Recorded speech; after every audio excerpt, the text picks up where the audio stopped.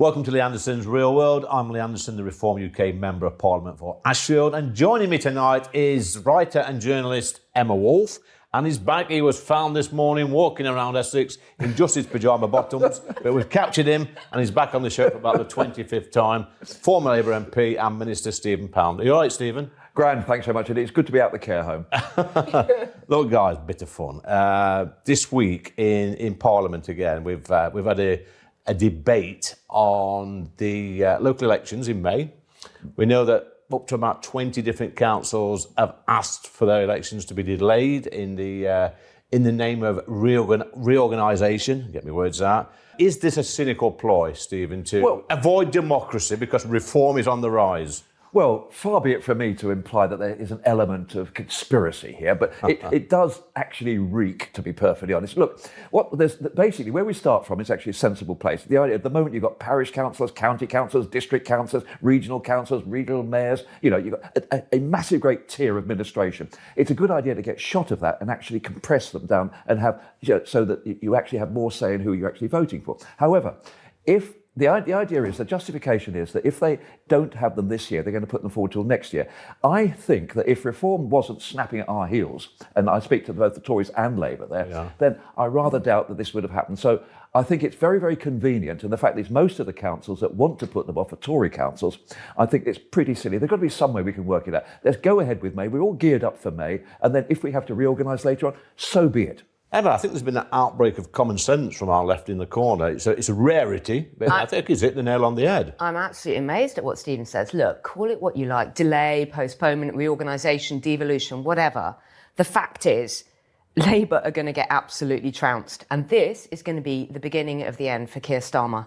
You cannot do this. The timing is suspicious, to say the least. Fine, if you want to reorganise, fine. If you want to, work towards devolution, that's fine.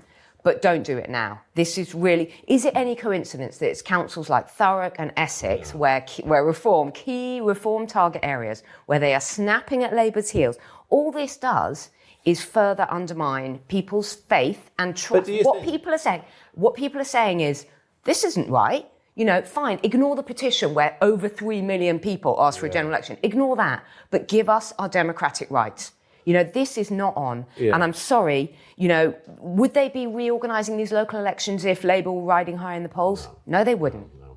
Stephen, do you think this may backfire on these areas? Because my thinking is, if we cancel the elections to these, I think it's 20 different areas, we're then concentrating on areas like mine in Nottinghamshire, where the county elections will go ahead. They've already said that, and next door in Lincolnshire. Yeah. We can pump all our resources into those sort of areas, and get people like Nigel up on a regular basis and campaign on that sort of anti-democracy ticket. What's happening in the South, they're fit. Come and vote for us. Well, the Liberals will love it because the Liberals really love it. They can have to concentrate on one or two areas. Yeah. They can hurl all their activities at it. Yeah. But look, a couple of things. Let's not forget, it's mostly Conservative councils who are actually asking for the deferral. But the thing is, the very basic statement here, and people do love something that's absolutely basic and understandable. It is a denial of democracy. It is hiding from the electorate. And there's no way you can get away from that. You can dress it up and you can cover it with all sorts of, spices and God knows what. But the reality is people will see, we would have had a vote in May. We're not having a vote in May. It's as simple and as easy and as wrong. This undermines the bedrock of our democracy.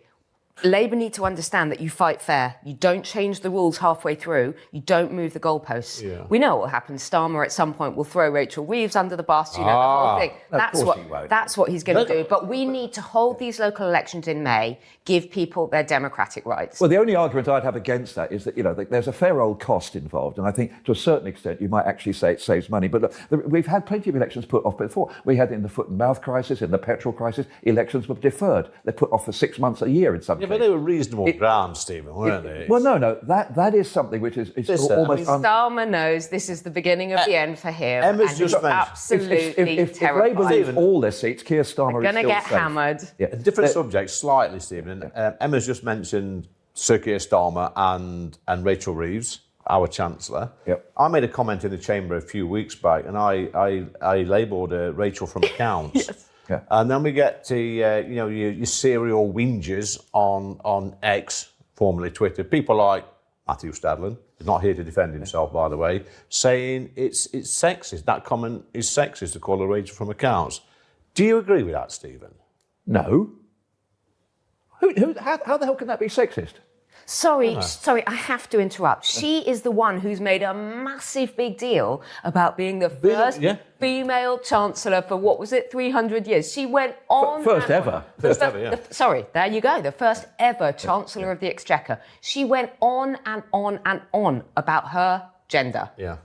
So you saying Rachel from accounts, it could be Rory from accounts. Yeah, it's irrelevant. Yeah, it could be Stephen from accounts. We're highlighting the fact that she I couldn't may have even spell the fabricated, that she may have embellished some aspects of her CV. But what is it, Stephen, about the left that always look for, every time you make a statement or put a tweet out or say something in Parliament, they're looking for sexism, misogynism, they're looking for racism. It all goes back to that, don't it, eventually? Well, we used to have a saying in Northern Ireland that people walk 25 miles out of their way to be offended. Exactly. But what I would say, it's not just the left. There's plenty of people out there, plenty of people who actually will find something to object to in absolutely everything. Yeah. I have to say, they watch 10 minutes of this programme, they can probably come up with 25 things to object to. Yeah, it's normally the left in the corner. But we do our best. Yeah.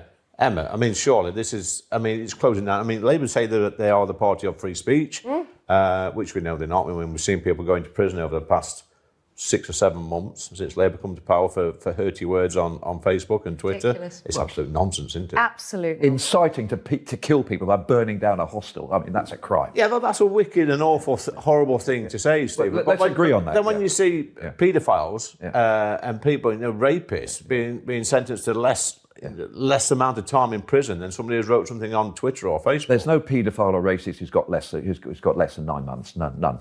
You show me one anyway. Yeah, but I'm talking about people on Facebook who's been I think there's one who got, I think it was 7 years, was it? 5 or 7 years, something like that. No. But I digress. You can fact check that, Stephen. Maybe I'm wrong. But let's go back to the local elections again. Yeah. It will backfire, in my opinion. It will, because the message is very, very simple.